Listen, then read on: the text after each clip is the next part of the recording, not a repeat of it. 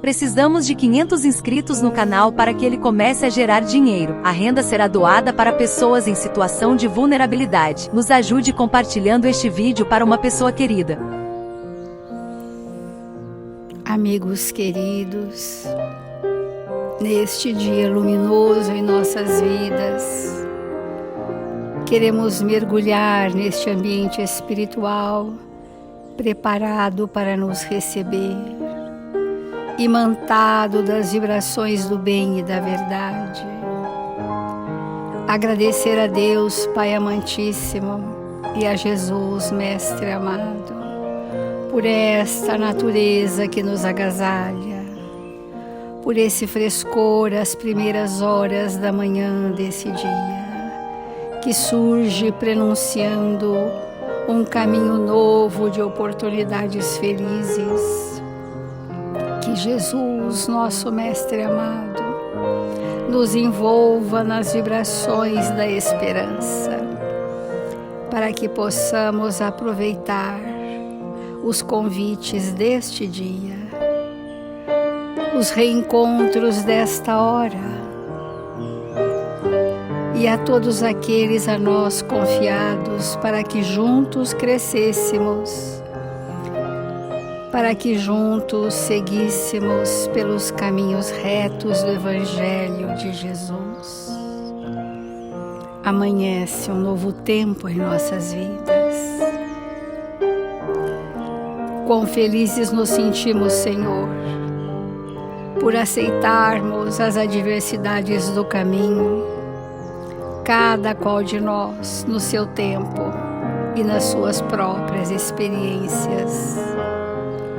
Neste ambiente, Senhor, convidativo a reflexões constantes, pedimos aos amigos espirituais que aqui estão solenemente se apresentando como responsáveis por este Evangelho, que envolva todos nós, vinculados na sintonia deste pensamento nesta hora, para formarmos uma corrente de luzes suaves e endereçá-las a todos aqueles que sofrem e que alcançamos com os nossos sentimentos.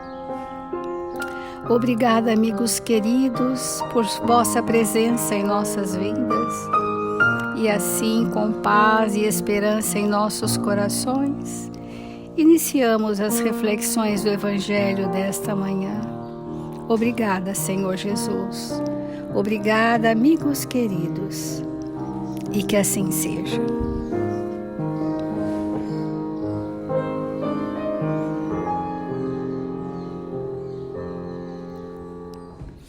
Do Evangelho segundo o Espiritismo, o capítulo 5, Bem-aventurados os aflitos. Hoje nós vamos entrar num item novo que vai suscitar muitas reflexões e talvez novas compreensões sobre esse tema atualíssimo da humanidade da Terra, que é o item o suicídio e a loucura. E é importante nós entendermos que o Evangelho traz uma sequência lógica de compreensão dos fatos. E o tema suicídio e loucura foi inserido nas bem-aventuranças das aflições, né? Significando dizer que as aflições atingem pontos culminantes que geram um estado de alienação mental, ou de loucura, ou de transtornos superlativos da mente. Então, todos os itens anteriores foram nos mostrando as causas, as consequências desse passado que trouxemos, né? Então vamos ver o que o Evangelho diz hoje, nesse item 14. A calma e a resignação, auridas na maneira de encarar a vida terrestre e na fé no futuro, dão ao espírito uma serenidade que é o melhor preservativo contra a loucura e o suicídio. A calma é uma conquista evolutiva do espírito que está pacificado em relação à sua consciência. E a resignação é a docilidade do espírito perante a vontade de Deus.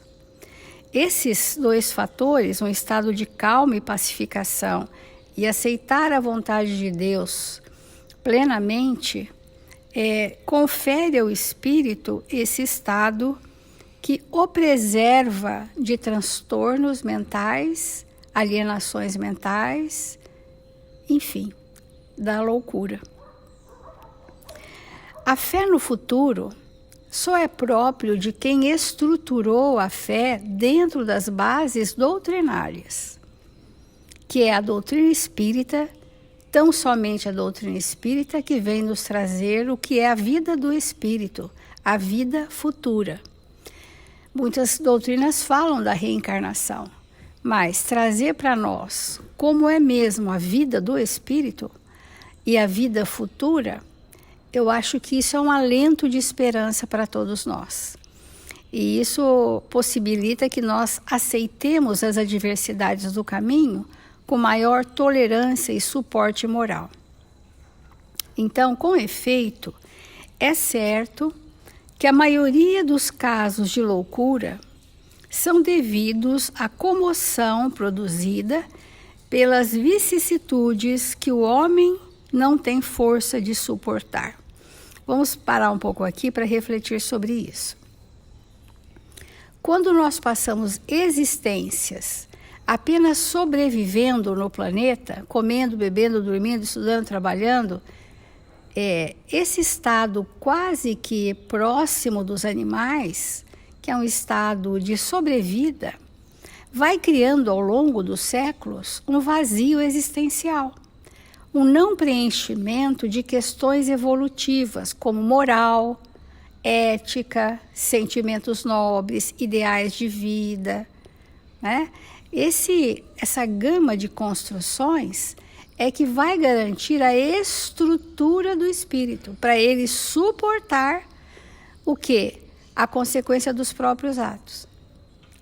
Para ele suportar. Não tendo feito esse caminho, chega um momento em que a consequência dos seus atos virão tendo ou não suporte, que são as provações sofridas, que são às vezes as expiações. E quando esse momento desafiador chega e nos encontra depauperados de sentimentos, de valores, de ideais, de caridade, nossa mente não suporta e nós entramos no estado alienado do pensamento. Nós entramos no estado de reação violenta, nós entramos num estado que nós vamos chamar figurativamente de loucura. Então, o que é a loucura? É o espírito viver uma situação que ele não suporta, que ele pensa não suportar. E, portanto, ele sucumbe. Ele parte para uma ruptura com a realidade. Ele parte para uma alienação do pensamento. Ele parte para um mundo paralelo de imaginações e fantasias que seria para ele o suporte. E nesse estado perturbador, obviamente que ele vai angariar companhias espirituais, porque são questões de sintonia. Então, todo estado alienado do pensamento gera uma obsessão. O que é o estado alienado do pensamento, que nós estamos chamando de loucura? Todo o tempo que o nosso pensamento e a nossa experiência do dia a dia não estiver dentro da verdade, e a verdade são um código de perfeição chamado leis divinas, quando o nosso pensamento não está estagiando na verdade, não está sendo pautado pela lei, e que as nossas ações acompanham esse pensamento, nós estamos rompendo com a verdade. Entenderam? Olha, toda vez que eu aparto, que eu vivo fora das leis, eu estou vivendo fora da verdade. Quem está fora da verdade está alienado da verdade. E a alienação das leis divinas, a alienação da verdade, é um estado simbolicamente chamado de loucura. Mas durante esse item, por todos os dias, falaremos sobre isso em específico, com algum aprofundamento, para que a gente possa ir devagar compreender essa questão da suprema importância que nós precisamos analisar nesse tempo contemporâneo, onde a humanidade se arrasta por obsessões coletivas, por estados alienados do pensamento que são aplaudidos socialmente. Porque os costumes sociais têm valorizado e incentivado e reforçado estados alienados da emoção, do pensamento. Então, nós achávamos que loucura seria um quadro de dissociação mental, que seria alguém que não estivesse conseguindo concatenar o que fala, o que diz, mas isto são situações extremas. A grande maioria de nós está no mesmo estado, em grau menor, e não sabe. Essa é a dor, né? A grande massa da humanidade não se sente alienado, não se sente nos estados de loucura, não se sentem enfermos das emoções, não se sentem. Então, o homem não tem força de suportar, aí ele rompe com a realidade. Se, pois, pela maneira que o Espiritismo o faz encarar as coisas deste mundo, ele recebe com indiferença, com alegria mesmo, os reveses e as decepções que o despertariam em outras circunstâncias, que o desesperariam em outras circunstâncias, é evidente que essa força que o coloca acima dos acontecimentos preserva sua razão dos abalos que sem ela o sacudiriam. Nós vamos perceber, e isso que nós estamos falando, são estudos que os amigos espirituais, dentro da evangelização, já trouxeram para nós, né? Principalmente quando nós trabalhamos um tema aqui na casa, um tema da evangelização, que é a prevenção dos males do espírito e a saúde do espírito, né?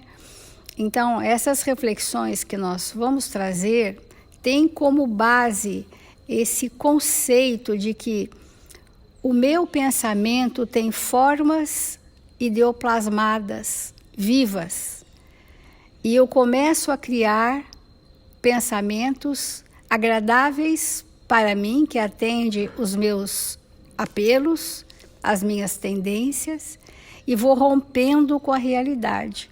Então, o espírito transita em dois mundos: o mundo da criação mental, que é um cenário vivo onde ele se projeta, e o mundo do dia a dia, o seu mundo, entre aspas, chamado real. Uma multidão de irmãos queridos estão estagiando em mundos paralelos, angariando sintonias espirituais e vão se perdendo do roteiro, vão se perdendo das retas seguras, vão criando atalhos, vão estando na paralela da sua existência na Terra. E a doutrina espírita daria para nós recebermos essas decepções que outrora nos desesperariam. Pensa no fato que trariam desespero se te acontecesse, mas que hoje, conhecendo a lei de ação e reação, que estamos arcando com a responsabilidade dos nossos atos, e que essa responsabilidade, ela minimiza os tormentos que eu trago, ela pacifica o meu espírito, me coloca em prontidão para viver o bem e a verdade. Esse estado só é conseguido com essa visão que a doutrina espírita traz para nós. Porque tudo mais são tentativas que chegam até um ponto, mas não vão além. Então, quando um espírito se desespera, que é a palavra usada aqui pelo Espírito Verdade, no desespero ele rompe com a realidade e fica numa realidade paralela. Qual é a realidade paralela? Não é só aquela que ele criou nessa existência, mas os arquivos de memória que estão na sua anterioridade. Então ele rompe com aqui e agora e passa a viver com o ontem. Ele passa a ancorar o seu pensamento nessas memórias sofridas, impactantes, que ele trouxe na sua anterioridade. Então, ele pode reviver psiquicamente um fato que aconteceu há 6 séculos atrás. e regredir aquele fato e viver como aquele fato estivesse acontecendo hoje, que nós vamos ver que são as alucinações e os delírios. Então a pessoa fixou no ano 1420 e ela traz a carga emocional dessa memória, que ainda não foi esvaziada, essa carga emocional, para que esse quadro de memória se revertesse. Mas quando o espírito rompe e já está no auge da crise, ele também não tem suporte de fazer reflexões profundas. Teremos que agir com ele caridosamente, com paliativos que pudessem aplacar as suas dores e dar para ele recursos bem simples de estruturação do trabalho no bem. Mas quando o espírito ficou ocioso, uma existência, não adianta ele fazer 2 anos de um trabalho no bem se ele não estiver ativo mentalmente naquele bem. Hoje nós sabemos que os estados alienados do pensamento mais graves, as pessoas são convidadas a fazerem trabalhos com as mãos, trabalhos manuais, que é uma forma delicada e possível da pessoa realinhar o psiquismo dela, que está preso em séculos atrás, cenas que ela trouxe para transformar, mas que ainda não lhe foi possível. Então, para a gente avançar nesse pensamento, nós vamos dizer que a verdade, sempre esse vai ser o nosso parâmetro, que a verdade são as leis divinas. E tudo que em nós é contrário a isso é um estado alienado do pensamento. E quando nós refletimos nessa questão, é importante que nós nos perguntemos se somos alienados. Se temos níveis de alienamento em nossa intimidade. Porque antigamente, aqueles espíritos que cuidavam dos, entre milhões de aspas, loucos, eram chamados de alienistas. Então, a questão de sermos espíritos alienados é algo muito grave para nós. Porque, como a Célia está trazendo para nós, ao ler o Evangelho, enquanto nós não praticamos o bem de maneira sistematizada, constante, ininterrupta, enquanto nós não nos entregamos a uma religiosidade saudável, onde nós vamos disponibilizar do nosso tempo, das nossas energias, do nosso ectoplasma, em favor de alguém, de uma causa, de algo que realmente possa nos auxiliar, enquanto não entramos nessa dimensão, ficamos alienados para as coisas espirituais. E se não vivemos como espíritos, vamos viver como o quê?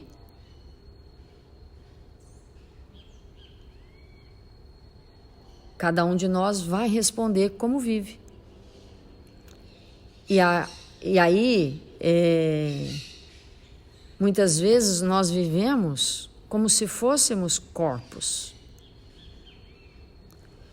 E viver como se nós fôssemos corpos é a maior loucura que um espírito pode viver.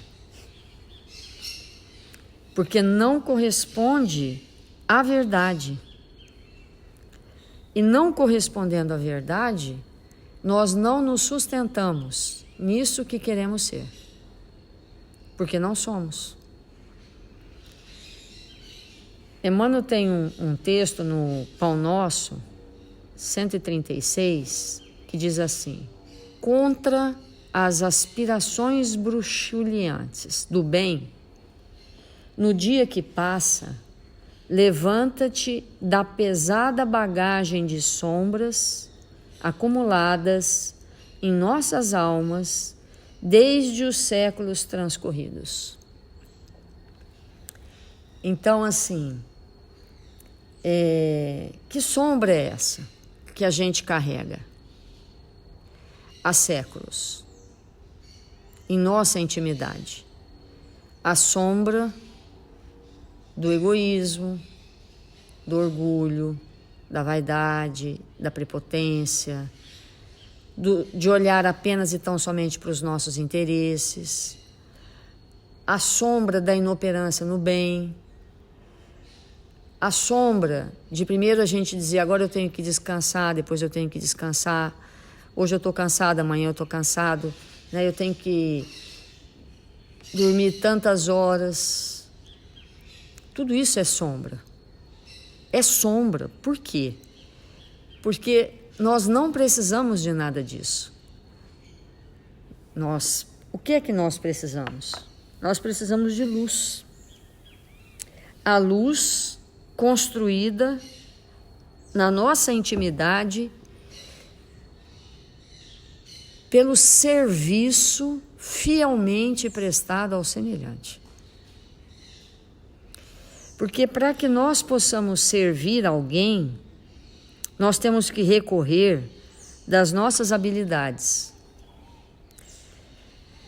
Nós temos, quando alguém parte, a gente pergunta, eu servi aquela pessoa? Eu servi?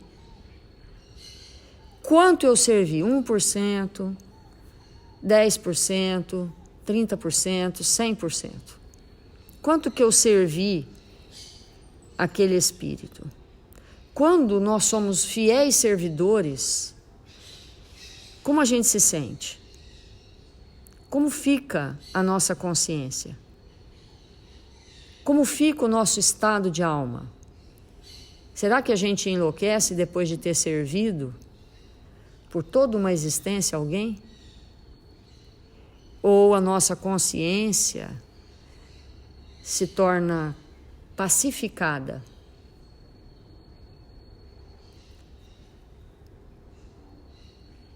Então, quando nós pensamos nesse tema, suicídio e loucura que o Evangelho nos traz, dependendo da forma como nós agimos na Terra, todo o tempo todo, estamos nos suicidando. E o suicídio final acontece num determinado momento. Mas isso é fruto de uma loucura, em que o espírito ele se enterra dentro dele mesmo e ele passa a viver de acordo com seus padrões, que não são padrões divinos, mas são padrões construídos a partir dos seus interesses. Então, nesse momento do Evangelho, nós estamos sendo convidados a refletir profundamente numa palavra bem pequenininha, chamada bem. É o bem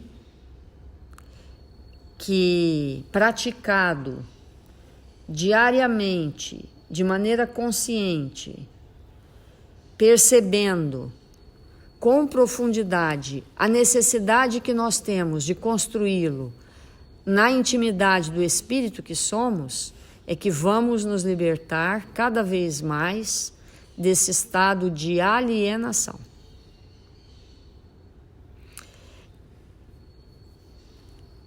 Como nós vamos falar demoradamente aqui no Evangelho, essa alienação, ela é terrível.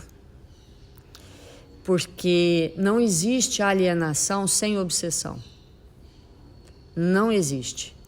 Não existe loucura sem obsessão, não existe suicídio sem obsessão. E cada vez mais a doutrina espírita nos ensina que a libertação dos processos obsessivos, de maneira definitiva, não é feita em reuniões mediúnicas, nos centros espíritas, onde os médiuns se desdobram para desvincular aqueles espíritos, mas é feito por um processo saneador, onde o espírito vai tomando consciência das suas dificuldades, onde ele vai tomando consciência das suas más inclinações, das suas más tendências. E olhando para ele mesmo, ele deseja fielmente se libertar, ser fiel a princípios superiores. Nós não poderíamos jamais trazer um tema dessa profundidade sem ao mesmo tempo abordarmos como vamos sair disso. É totalmente impossível se nós não olharmos para nós mesmos, se não tomarmos a rédea da nossa vida, se não interrompermos o fluxo pernicioso que todo dia nos toma a existência e que precisa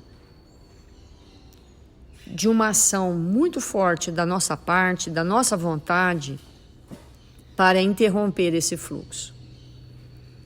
Então nós vamos começar hoje, é só um início, damos sequência amanhã, um texto de Emmanuel, do Caminho, Verdade e Vida, intitulado A Prática do Bem. E esse texto, ele comenta uma citação de Paulo. Diz assim: porque assim é a vontade de Deus, que fazendo o bem, tapais a boca à ignorância dos homens loucos.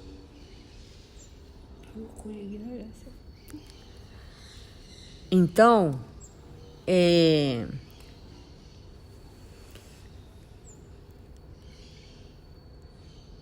decidir numa existência ignorar totalmente o que são leis divinas, decidir numa existência não achar que isso é importante, que não tem nada a ver, é um estado absoluto de alienação e de loucura. Por quê? Porque sem isso não vamos dar conta da nossa existência. Então, Pedro vem dizer que a ignorância é um estado de loucura, de alienação. Mas, obviamente, que não é a ignorância de como se faz uma conta, de como se soma ou divide, de como se escreve uma poesia, de como se soletra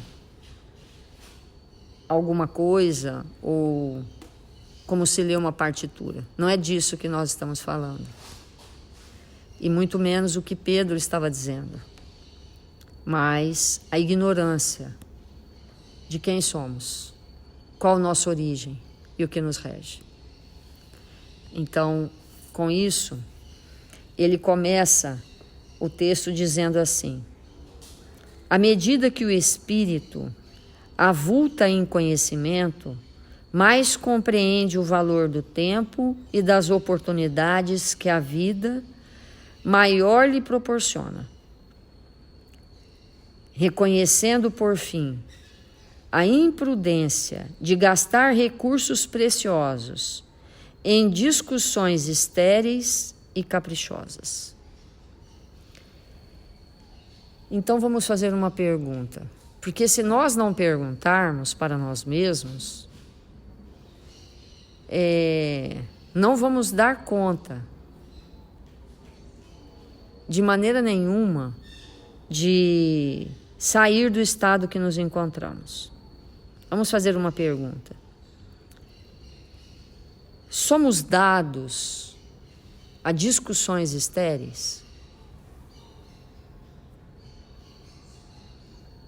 Vamos pensar. Com que frequências nós nos colocamos em discussões que não nos diz respeito, que não vai adiantar nada a nossa intercessão, que não é conosco aquele assunto mesmo. Nós não estamos aqui de maneira nenhuma estimulando que nós sejamos aqueles espíritos a não nos importarmos com nada. Ao contrário, nós temos que nos importar com tudo. Mas se importar com alguma coisa, será que é nos envolvermos em contendas, em discussões intermináveis, para ver qual ponto de vista ganha? Quem tem maior magnetismo para impor mais rapidamente as suas ideias, mesmo que seja por uma semana, ou por um mês, ou por um ano? Porque tudo aquilo que não é de ordem divina, a gente pode convencer a multidão ou alguém, mas é por algum tempo, e esse tempo é muito curto. Então, esse texto, ele vai falar sobre isso. E nós vamos continuar amanhã a nossa reflexão sobre as discussões estéreis. Vamos fazer a nossa prece.